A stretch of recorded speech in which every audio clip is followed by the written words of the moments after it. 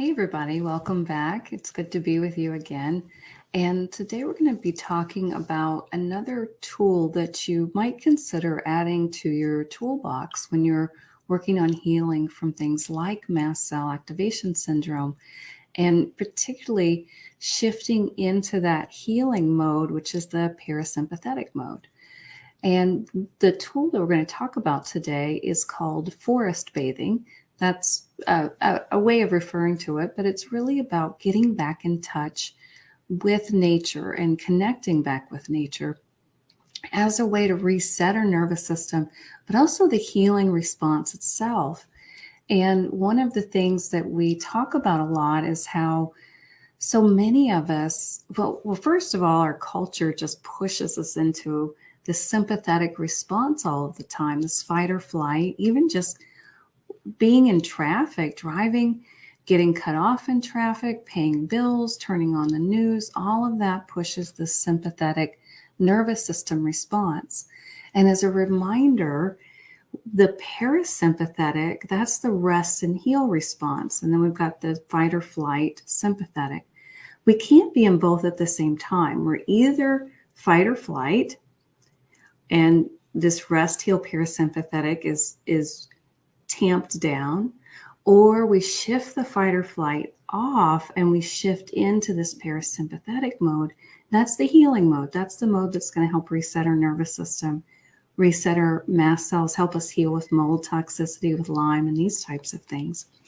So I just want to share with you some ways that you might consider doing this. And I see that people are still jumping on. So welcome again, everybody. And welcome if you're watching this on the video replay. All the Facebook Lives are recorded, and you can catch them in the live section on Facebook. And if you're here, let me know. I see some people are popping in and saying hi. So it's always good to know who's here. You can just pop in and say hello. I'd love to know where you're from. And if you're new with us this week, let me know that too, so I can welcome you here to our community. So here's some quick reminders. I've got some slides for you guys. We'll go through some information and we'll do our Q&A at the end. So just a reminder that this is for informational educational purposes, of course. We're not here to treat, diagnose, cure, prevent illness. That some links you may see may be affiliate links. And what that means is Mast Cell 360 might make a very small commission if you purchase the link. It never costs you anything more. And we only use links for things that we use in the practice or that I'm using personally. And if you do want to purchase something, use our links. It helps support our free resources, all the free research we do, the website, and these Facebook Lives and things like that. And then our PowerPoints are copyright. So for our Q&A at the end, quick reminders, please keep the questions on topic for what we're covering here in the Facebook Live. Do please only submit your question once. That helps me try to get to as many as that I can, and it lets me get through them faster. And if it is an off-topic question or an in-depth personal health question, I'm not able to get to those, and I do apologize. But I'll get to as many of your questions as I can. So let's talk about forest bathing. What is forest bathing? So this is a picture of me and enjoying forest bathing. One of the things I want you to notice is that I'm on a blanket. I'm on a cotton blanket, and that I'm not in tall grass. I'm actually in very short grass that stays mowed. Now, it's still springtime here, early spring, so the grass hasn't been growing up. But as we're talking about ways to take care of your body and stay away from ticks and things like that, I just wanted you to see one of the ways that I do that for myself. And I also wear long underwear when it's cool out. So I wear wool layers. And when I was allergic to wool, I would put silk or cotton layers underneath the wool. Wool has a much better insulating property to it. And when I was really allergic to that wool, I would put a cotton layer under, a really thin cotton layer, put the wool on, and then put another layer on top of the wool. But there's lots of ways to stay warm. This was a day that was about 50 degrees. Let's talk about what forest bathing means. This is an actual practice, and this is about connecting to nature and really dropping into the sensations of it. the experience of it. What can you see? What can you smell? What can you touch? What can you hear? You may even get tastes that come in from the wind.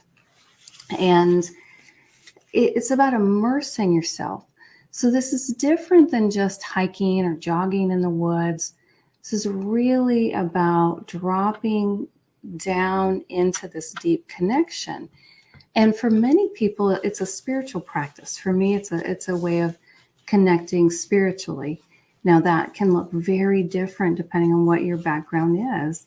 And the real key is that you can make these practices your own. There's no set way it has to be done.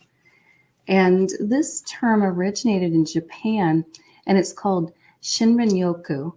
And we're going to talk a little bit about where that came from. Why is this so important? Well, one of the reasons it's so important is if we think about it, historically, we haven't always slept in beds. We haven't always lived in houses. And we haven't always worn shoes with rubber soles. And in fact, our nervous system and immune system developed when we were in connection with the earth. We slept on the earth. We walked barefoot on the earth. And I found that we've lost a good bit of that. And particularly for myself, I got afraid when I had Lyme disease to be out in nature. And I know that many of you have had that experience as well. And I grew up in the country, and connecting with nature was a big part of my childhood, and being out in nature. And we would run and play in the woods and the streams. And of course, we got bitten by a lot of ticks, and I didn't know anything about Lyme disease back then in the early 80s. And then as I found out about Lyme and all the co-infections, and I had Lyme and Bartonella and Babesia, I had mold toxicity, and I was afraid of the mold outside, and I was afraid of the ticks and getting bitten by ticks. So even though we moved, when it was time to move, one of my requirements was that we would have a wooded nature area behind us so I could get that connection again. I was still afraid to go out there, you guys. And I'm sharing this because I would bet for some of you it's the same experience. So I was talking to one of my mentors. Many of you know that I mentor with Neil Nathan, and he's a dear friend of mine as well. And I was sharing this with him because he was saying, I think you need to get back out and connect with nature. This is part of what's missing in your nervous system practices. And you all know how hard I work on my nervous system, and you guys work hard too. And I immediately said, oh my gosh, I'm terrified of the ticks. I don't want to get bitten by the ticks. And he said, if you get in touch with that area, you're going to know how to avoid the ticks. You have to learn how to stay out of them. And so, and he said, don't let that hold you back. So I took that to heart, and I didn't just immediately go traipsing through the honeysuckle brush or anything like that. I took my time to get to know where the ticks were. And for many, many months, I only went out in covered head and toe in white layers. And my husband said I looked pretty odd, but that way I could see. So I would have white socks, I had white leggings, I had white long sleeves, and I had a white hat, and I had my hair pulled up in the hat. That way I could see if there was a tick on me. So what I learned was in my area, the ticks are in the honeysuckle, and then they're in the tall grass, but they're not climbing into the yard. Now, I know there's some areas of the country where that may be a little different for you, and you have to learn. I also will tell you, when it's tick and mosquito season, I always wear an insect repellent, and I'm going to share with you which one I use that's non-toxic, that actually works really well. Because I don't want to get Lyme again, and I don't want to get things like Zika and these mosquito-borne things. And then for the mold, I stay out of the leaf mold. I stay out of the decaying leaves, and that's really helped. Now, for some people, it may, this may not be the right practice for you right now. And that's okay. I'm just sharing if this works for you, you can adopt it or you can adapt it to what you would like. And if it's not for you, doesn't resonate with you, that's okay too. You've got lots of other things that you can do. But this is something that's really dear to me, and I wanted to share it with you guys. One of the things I also wanted to share was this research. And I'm so sorry the title got cut off, but I'll read it here for you. The physiological effects of shirin-yoku, that's the Japanese term for forest bathing, which means taking in the forest atmosphere. Evidence from field experiments in 24 forests across Japan. And what they found out was happening for people as they went and spent time in the forest. So this paper looked at 24 forests, and in each experiment, they had 12 people per forest area in that experiment. And then they had a control group of people that walked in the city area compared to those who walked in and viewed and connected with the forest. And there were 280 subjects total. What they found was that, so that stress levels, people who are really stressed, initially when we're stressed a lot, our cortisol goes up, blood pressure goes up, pulse rate goes up. Now we also know, I want to explain for you all who have been sick for a long time, after long periods of stress, that cortisol drops and that blood pressure may start to drop. So many of us have low cortisol already and low blood pressure. So just take this as what it's teaching us, is that the stress indicators were greatly improved in the group of people who were forest bathing. So I thought that was really interesting. And the rest of this abstract says that the forest environments were promoting improvements in the parasympathetic activity and reducing the sympathetic nervous system activity significantly. So we could, know for ourselves spending time out in nature would feel really good for the nervous system. However, we've even got some scientific evidence and proof here. And we're going to talk about, and it's called forest bathing, but you don't have to do it in the forest either. And we'll talk about that as well. You can go to other areas that you really enjoy. It doesn't have to be the forest. It can be the ocean. It can be the desert. It can be the mountains. But we're just going with this theme of forest bathing. So I love this quote that our team member Suze Fleming here found for us. This is from a book on forest bathing, How Trees Can Help You Find Health and Happiness by Dr. Ching Li. It says, when we are in harmony with the natural world, we can begin to heal. Our nervous system can reset itself. Our bodies and minds can go back to how they ought to be. We are refreshed and restored. And this is a beautiful reminder that what we're cultured to be, the ways that our culture shapes us to be a go, go, go. And I think about, I was talking to one of my really good friends, and she has 3 stepkids, and they run from Friday night to Sunday night, from activity to activity, and there's just hardly any rest anymore. But that's what's normal in our society, but that's not what's healthy.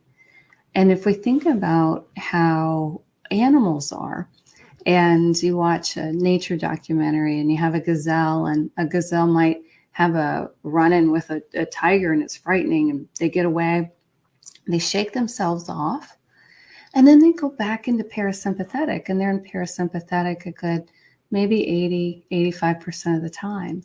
But we've flipped that. We're in sympathetic the vast majority of the time. And this plays into some of our chronic health issues. Because again, remember, can be in sympathetic, fight or flight, and the parasympathetic healing mode at the same time. They work like, I'm starting to look at my mirror, or my camera's reversed, so doing weird things. They work like this, like a seesaw.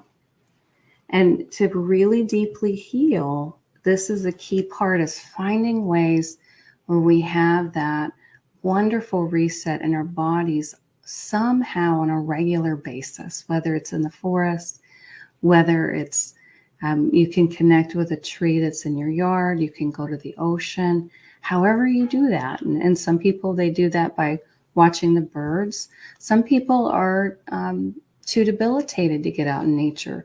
So when I was bedridden, I couldn't go walk in the woods, and I would watch the birds from my window. My husband put up a bird feeder for me so I could watch them, and that would help me drop in. So there's lots of ways we can do this, and that's what I want to share with you all today. So how can this help your mast cells? Can help communicate that you're safe. When we can go find a place in nature that we feel safe and either lie on a blanket on the ground or lie on a picnic table or lean up against a tree, there's something that happens after a period of time to our nervous system that we can really experience this deep sense of safety in our bodies. That I find that so far I've had yet to have anybody come into the practice that I've worked with one-on-one who had that already. We lose that somewhere when we're sick.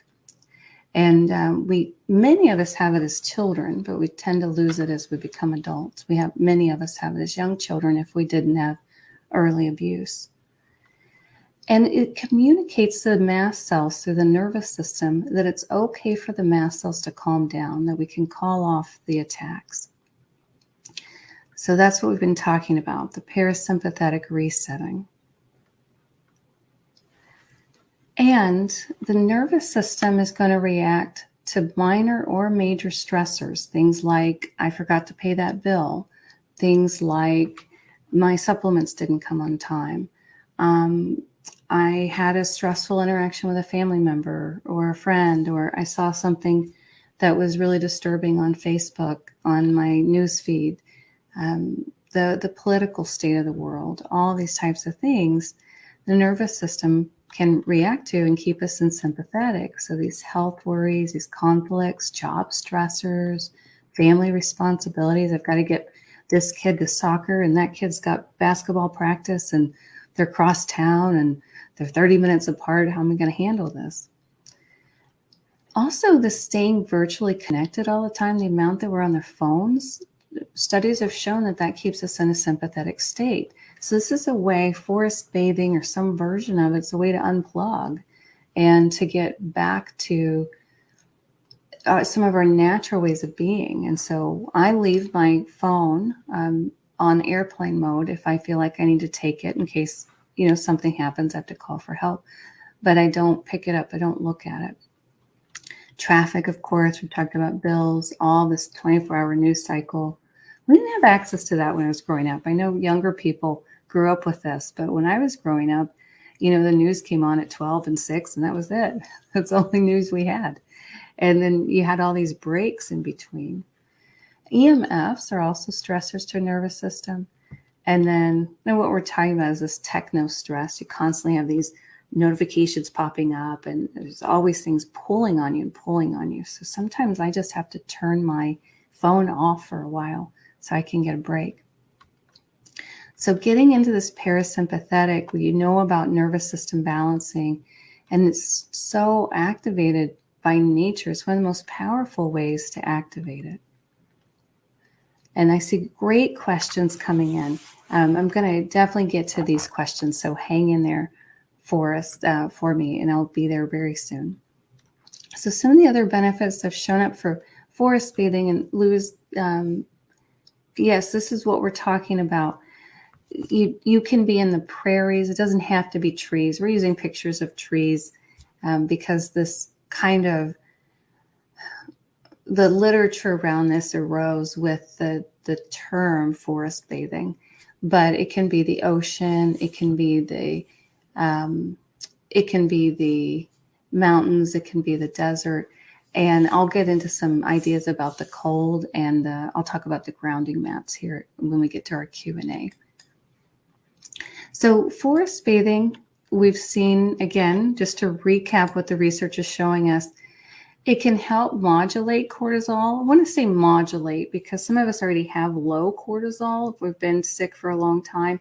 And for those of us that have that low cortisol, can help modulate it back into the normal zone. It can help modulate pulse rate, modulate blood pressure. So if you get high blood pressure, it can help modulate it down, but also if your pulse, your blood pressure run too low, can help modulate it back into a better zone. Helps us feel lower stress. It helps us have better stress resilience, improve cardiovascular and metabolic health, and it can lower high blood sugar levels and improve concentration and memory and improve energy and help with depression and boost the immune system. So these are all the different types of things that studies are showing that connecting back with nature is helping with.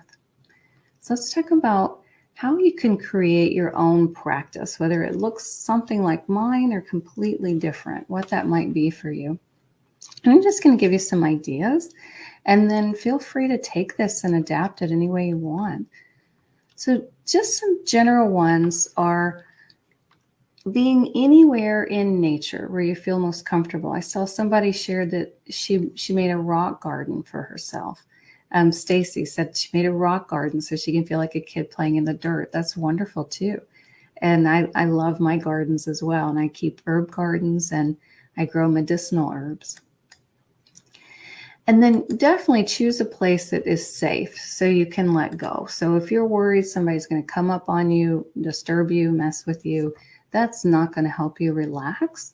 So you want to find a place where you really feel like it's safe for you. And then it's good to find a place that you have easy access.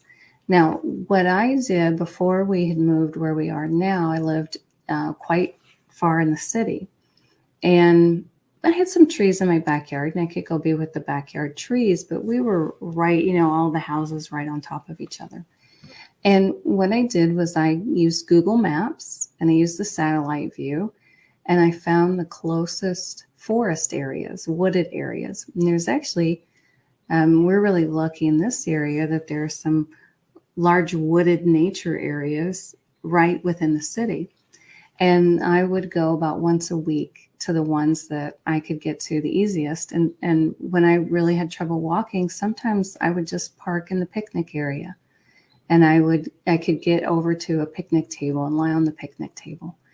And then eventually I could do a little walking on the trails and things like that. And then when it was time to move, like I said before, we moved to an area that backs into a big woods. And then I've got that daily access, but I didn't have that for a long time. So I had to find other ways to do that. It's also helpful to get away from power sources. So think about not a park that's by a big transformer or has lots of overhead power lines. And then you soak in the surroundings. There's no agenda. There's no anything that has to be accomplished, but it can help to just come back to what are the birds I can hear, other sounds? What can I see? Bringing to your senses, what can I smell? What can I touch? But make it your practice. Make it what works for you. So what works for me may not be what works for you, and that's okay. So when you're out in the forest, if you can, put your feet on the ground for at least a little bit of time. That can help you do what's called grounding. And for anybody that's not familiar with this, grounding is where the earth has its own magnetic field that it emits. And that magnetic field communicates directly to our nervous system, just like EMFs from a computer can communicate negatively to our nervous system. The electromagnetics of the earth are a very different type of frequency, and it's measurable. And this is all reported in the scientific literature. And it does communicate directly to our nervous system in a very positive way, in a very calming way. Somebody asked before about whether wearing leather-soled moccasins, and I had a pair made for myself. I really like them off of Etsy. So you can find them. So that was Laura. And that can be really nice to wear outside if you're wearing shoes.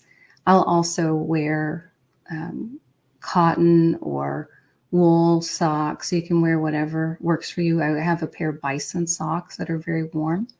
And when it's winter, if I can, I wear those inside the leather moccasin so I can still receive that pulse, that energy from the earth.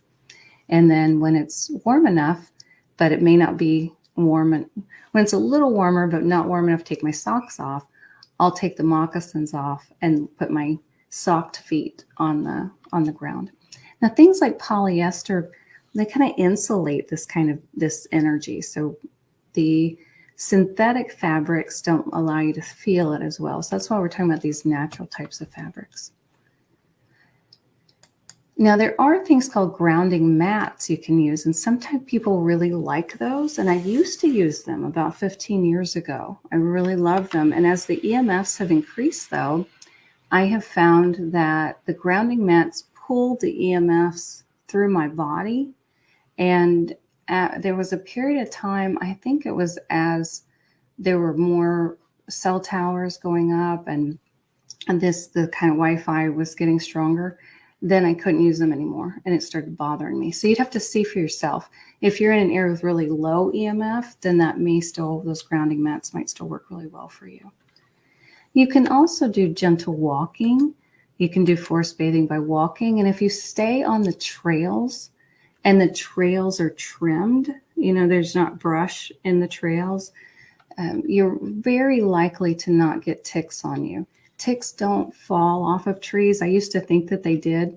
And then I learned that ticks aren't able to climb up trees. They can't climb that high. But they're most frequently found on bushes, like honeysuckle is one of the most popular, and in the tall grasses. So if you stay on the trails without brushing into those things, you can protect yourself better. And then you can also do it by just being still. A really nice way to do this, if you love trees, is to connect with a tree and develop a relationship with a tree. Not like how you might talk to a pet, but just sitting with that tree and sensing the tree. And the tree has its own ways, but of sensing you back, very different than how we sense, but it's amazing the research that has come out on how trees communicate with other plants. And they have all kinds of ways of sensing, just so different than how we sense. But that's one way that you could practice this as well. Or you could do that with a plant or something like that. You can do this at the ocean. You can do this in the desert. And you can do this in the mountains, anywhere that works for you. So let's talk about a few tips and tricks. I talked in the beginning about when I go out, I do take a blanket, and I also, so I put the blanket down. Then here's my trick if the ground is wet. I have a waxed canvas mat that I take, and waxed canvas, that's made from cotton.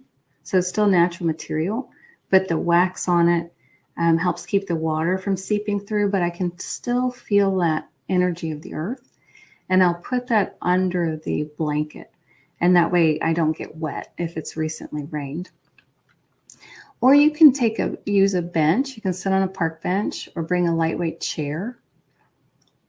And then it took me a long time to be able to relax into it. It took me a long time to be able to let go. It was a practice of unwinding. But you can do the 5 senses exercise we've been talking about. And a really nice way to do this that you may have heard of is, what are 5 things I can see? And you name them to yourself. Like it might be, oh, I see an oak tree. I see a cardinal. I see blades of grass. So you can go through this way. And then you name 5 things you can hear. Oh, I hear a woodpecker. I hear the cardinal singing. I can hear wind blowing, leaves rustling, things like that. And then you go through all your senses, what you can taste, which can take a little bit of creativity, what you can smell, and what you can touch. And then helps bring you more into your body. Now, let's talk about what everybody has questions on. Okay, pests, ticks, and mosquitoes. We've been touching on avoiding the grasses and the brush. This won't work for everybody, but this is the tick and mosquito repellent that I use. It's called Repel, and it was tested by Consumer Reports, and it was very highly rated. It was the only well-rated, non-toxic, all-natural insect repellent. So I do spray my clothes with that, and I'll spray bare skin. Now, I do really well with this. Some people are going to be sensitive to it. So if you have salicylate intolerance, then that may not be the best thing for you. But I wanted to offer you that as an option if it does work for you. You can wear lightweight, long sleeve shirts and long pants if it's summer and you do have a lot of high tick area, and particularly light colored clothes. I really like white because I can see something on me. And then I just check myself if I am going to go through some brush, which I tend to not do at all in tick season. And we get hard freezes here, so I can go out in the winter and walk through the woods and walk through the brush. And the ticks, there can be ticks at about 30 degrees, but they move really slowly. I haven't had trouble with them getting on me. But if you don't have hard winters, then you may not be able to get into those areas at all. You might have to stay on trails and stay on mowed areas. The key is really to get to know your area so that you understand what's safe for you and what's not. But again, a reminder to, I'll share with you again what was shared with me, which is don't let the fear prevent you from something that may be very healing for you. Just be wise about it, be smart, and do it in ways that take good care of you. So a few more tips and tricks. If you have allergies, you may need to take meds or supplements before you go.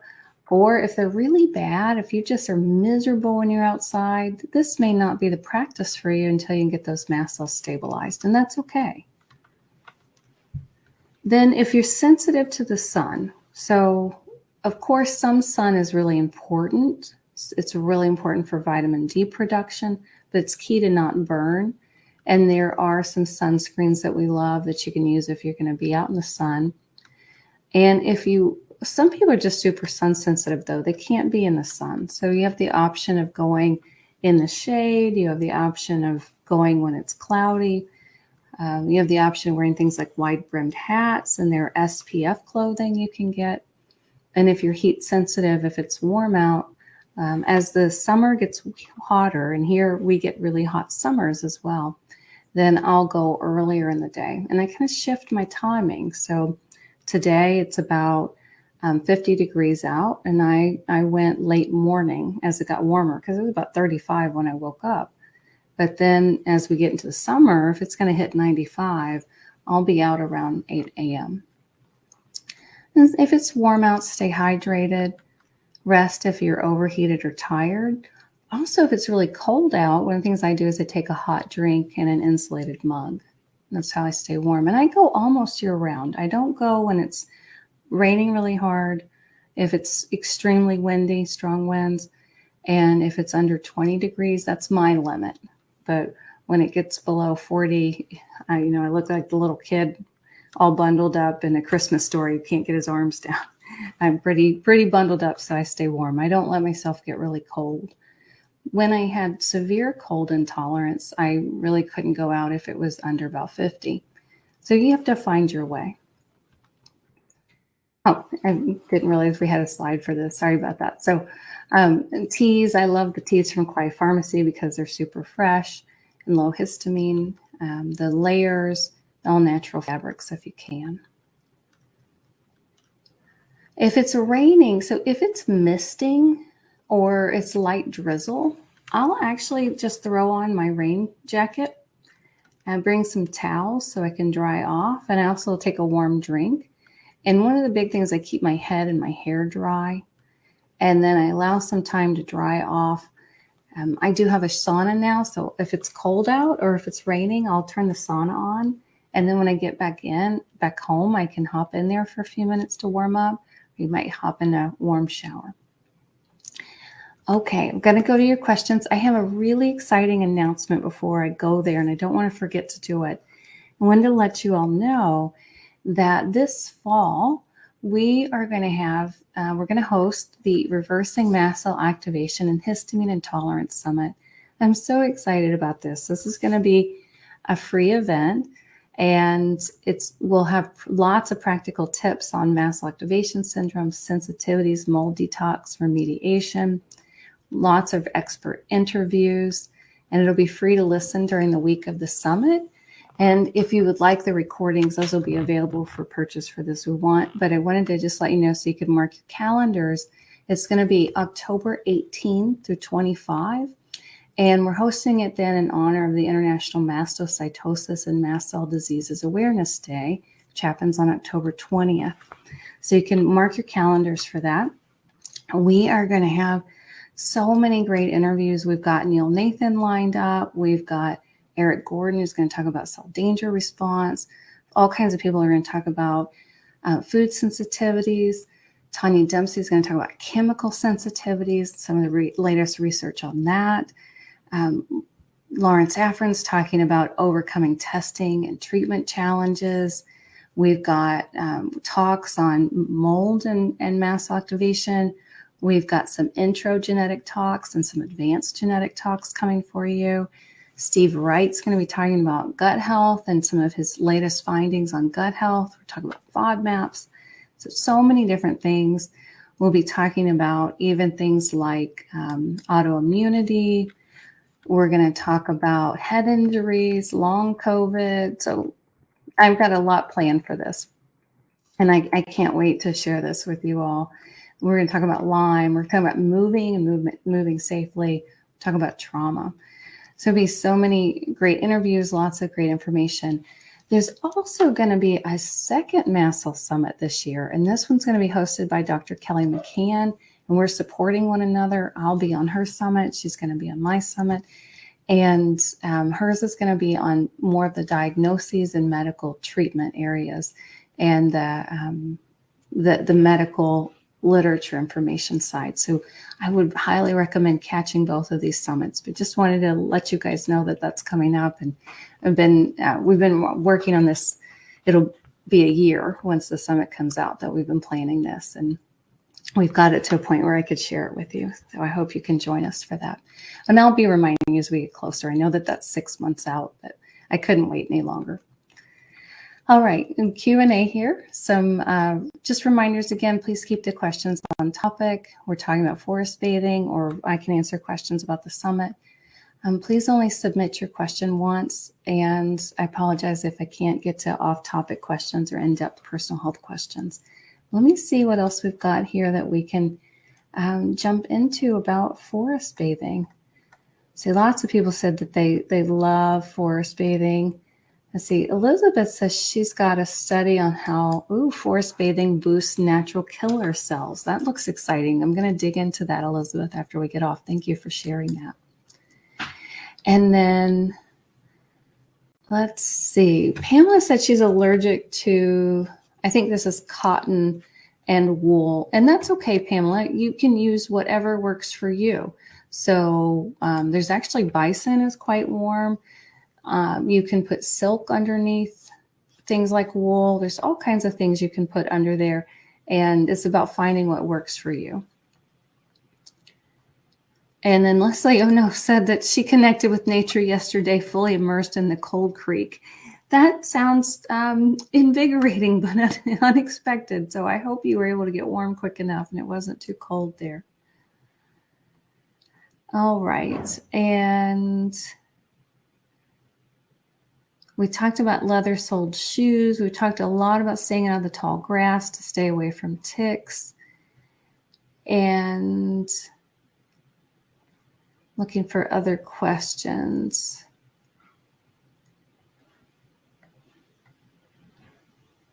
All right. And then Linda shared that she's still terrified of the forest because of Lyme, but does love them. Recently moved to Sunshine Coast, so she bathes in the surf and the beaches for the negative ions. I'm not sure what Blue Mind is. And she says for Blue Mind and grounding.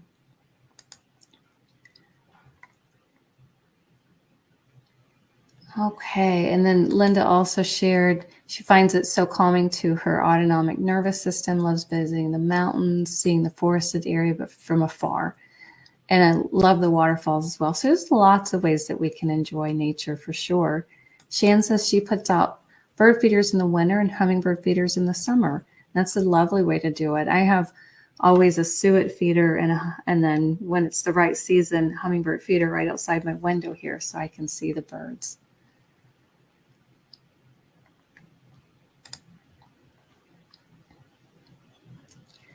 Tasman says, when I go into nature, I almost feel completely normal or symptom reduction. Does that mean most of my symptoms are for autonomic nervous system dysfunction?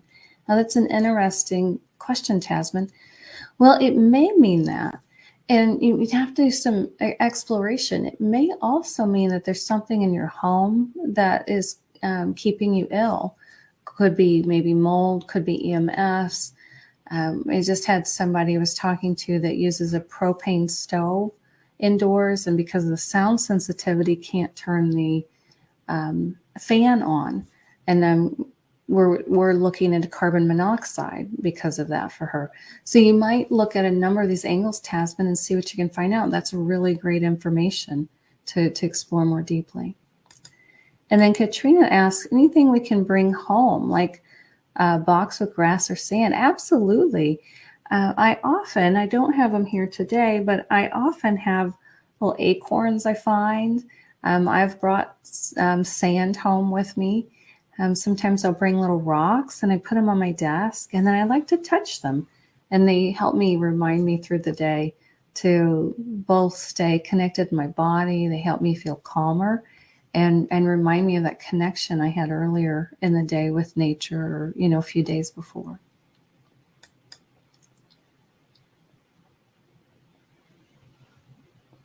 Let's see, Tasman was asking, how did you improve your walking?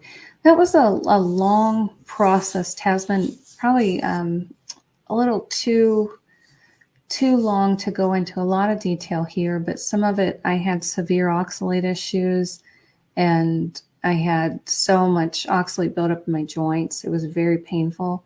Some of it was, so managing that. Some of it was working with the type of movement, like in the Facebook Live I did with Cynthia Allen. She's also going to be in our summit and we'll do some movement with us for that.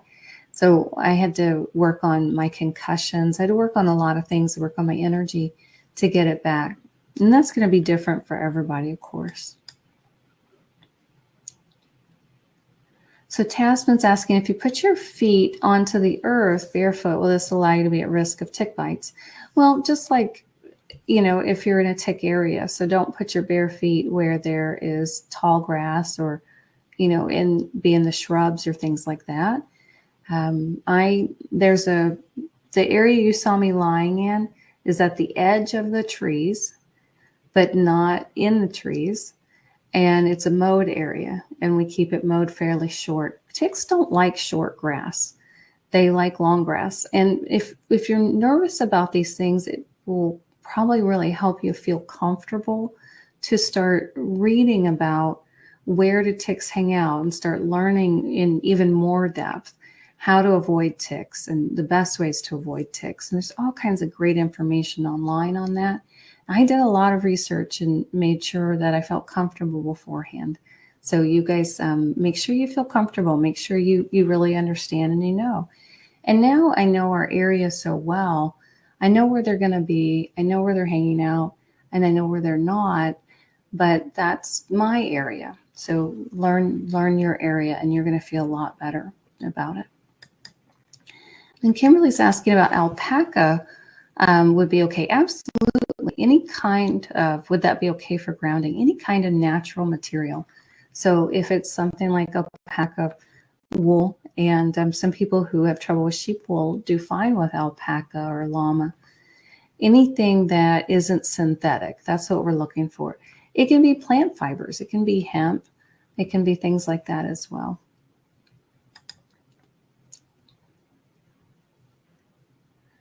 And yes, Elizabeth, this is what I was referring to, that trees do have a huge underground network of roots. They connect with the other trees, the other plants. And then what's so fascinating is they're completely lined with bacteria and all kinds of really interesting types of mushroom hyphae, which are the kinds of roots that mushrooms have.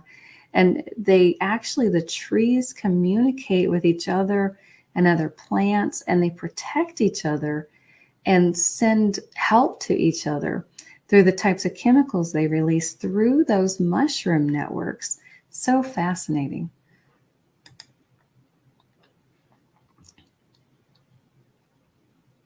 So Rosemary was sharing that she lives on a pond with a view of an alligator and birds, ducks, turtles, rabbits, otters, and other critters. That sounds beautiful. Plus a huge oak tree. My view makes me feel good from inside the home, as sometimes I'm afraid to go outside. I would be a little hesitant to go outside with an alligator, but I'm really glad that you have a beautiful view there.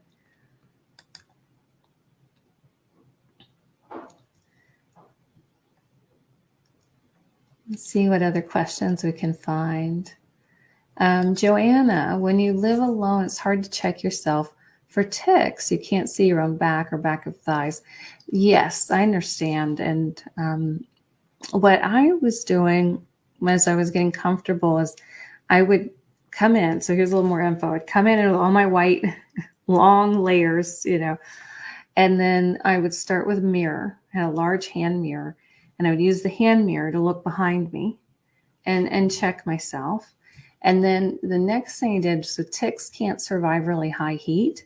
So I would actually pull the layers off in the utility room, and they would go right into the dryer and put the dryer on the highest heat setting. That way, if there's a tick on those clothes, it's going to get killed.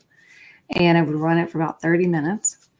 And then I would get in the shower and wash myself. And I always kept my hair pulled up, and really pulled up, and I had a hat that would cover this whole area so they couldn't get into my hair, because you can imagine, as thick as my hair is, that's very hard to check as well.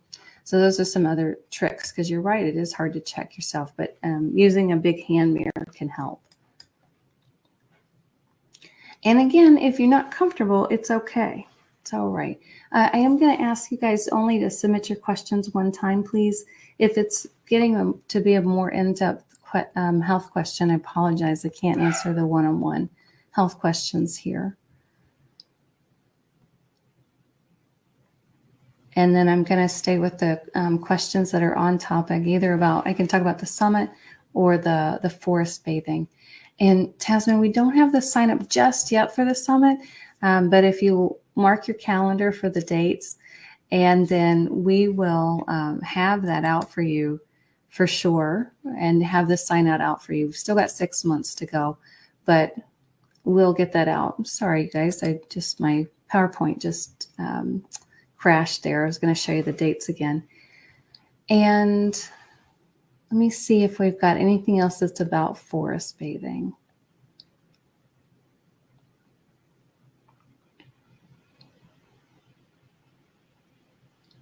Joanna's asking, where on Etsy did you get your moccasins? I don't remember the shop right now, but I think I searched custom moccasins, and then I looked for ones that had the leather sole. So that's how I found it there. And there were a lot of shops that did that. Oh, and Linda said, Blue Mind is about the mental health benefits of being in nature. I think there's a book and a movie about this. Okay, great. Thank you.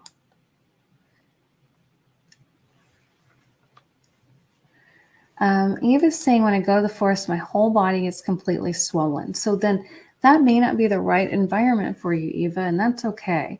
You may have to work on your mast cells and work on allergies before that's a good environment for you. You may be okay in places like the desert or the ocean. You'd have to see. But it's really about finding what's the best fit for ourselves. Okay, let me see if I can get a few other questions in here. Allison was asking, did we discuss the effects of ions due to the proximity to the water and nature, and find this is beneficial to MCAS? I didn't actually talk about that specifically, but you are right. When we are in nature, the air is cleaner, and then there are a good amount of what are called ions and ions help with healing. I don't know a whole lot about the actual chemistry, the mechanisms of it, but it's part of what, when you get out to the ocean and you're at the ocean, a place where the air is just really clean and has that particular crisp smell, or you get into the mountains, or you get really into the woods and the air's so clean, that crisp smell is those ions. And they do have some really good health effects. Thanks for asking that, Allison. And then Artability is asking, how does one do this if you're homebound? So that's one of the things we covered. I don't know if you submitted the question before or after I talked about that. I think you might have come on a little later. But when I was, bedridden, what I was saying was my husband put a bird feeder out for me so I could look out the window, and I would look out at the trees, and I would try to connect that way. And some days when I felt like I could, I would just go sit on a chair in my backyard. He put a hammock in the backyard for me, and I would go take a nap at the hammock. And those were the things that I did at that phase of my life, at that phase of my healing. So it's really about finding what is going to work for you. Poppy was asking more about the grounding mats, how they might pull the EMFs. So grounding mats should be connected to the ground, to the earth. And I've had a grounding sheet for a period of time, and it connected with a wire to a long rod that went out through my window and down into the ground. And that helped me sleep more deeply for a long period of time. But the ground is also going to direct electrical fields to the ground as well. So when I was living far in the city, this was like 15 years ago that I had the grounding sheet and the grounding mat. As the number of routers and the strength of those routers and the cell phone tower strength started increasing, I noticed that there was a period of time where there was this transition from it helping me sleep more deeply and reducing my inflammation. And I started feeling more inflamed and having more trouble sleeping with it. And what we found, took me a while to figure out what was happening, but what we found is that if you're around EMF fields, a grounding mat can also direct the EMFs through that grounding mat into the ground. And that's just kind of how electrical fields work. So if you're around a lot of EMFs, a grounding mat may not work for you. If you are in a low EMF area, then it may still work. So I hope I'm making sense there.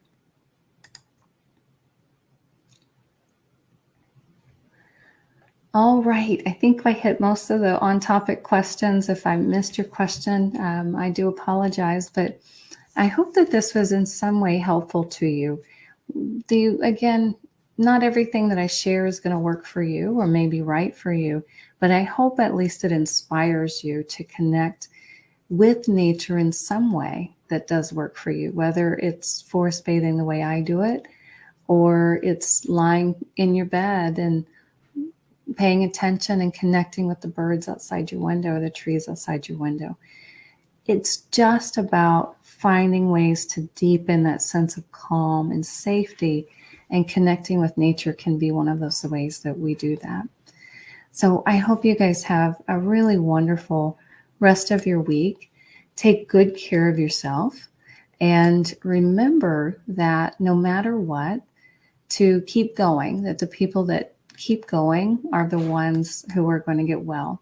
And we'll be back with you next week, where we do these, if you're new for our community, on Mondays, most Mondays at 2 Eastern. We're going to start talking about SIFO next week, small intestinal fungal overgrowth, and the role of that with mast cell activation. So take good care of yourselves, and we will see you then.